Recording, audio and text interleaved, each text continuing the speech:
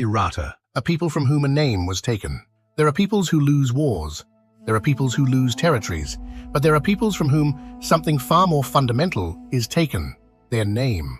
And this is the most devastating form of defeat of all, because after such an erasure, a people continues to exist physically, but disappears from history entirely. The people of IRATTA are precisely that kind. What exactly was taken from them? From the people of IRATTA was taken their own name, their own historical inheritance, their own right to an unbroken continuity of memory. When a people is stripped of its name, it is made to answer to foreign exonyms. Its history is absorbed into other people's narratives. Its past is fragmented and diminished. And the most terrible part, in time, the people itself begins to accept this as normal. The 19th century, when a people could not be conquered, so the decision was made to destroy them. In the 1800s, the people of IRATTA were not weak. On the contrary, it was precisely then that the historical record began using a phrase that would echo through the ages.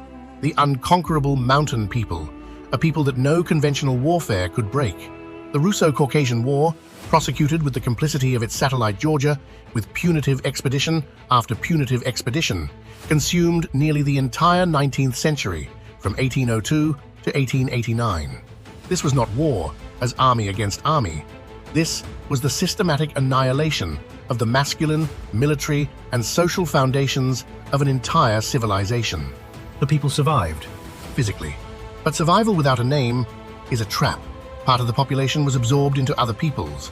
Part was subsumed beneath foreign ethnonyms.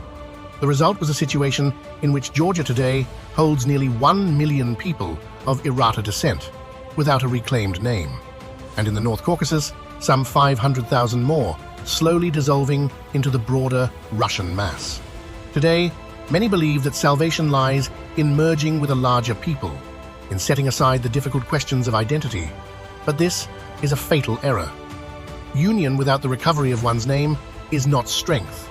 It is the final act of assimilation. The only formula that can work is simple, but it demands everything. Name, heritage, the return of the people, renewal. Because a people is not a number, it is a living architecture of identity. To speak of this is dangerous, but to remain silent is lethal. If the people of IRATTA do not reclaim their name, others will speak for them, and one day, others will speak of them in the past tense. This is not messianism, it is the only path that remains.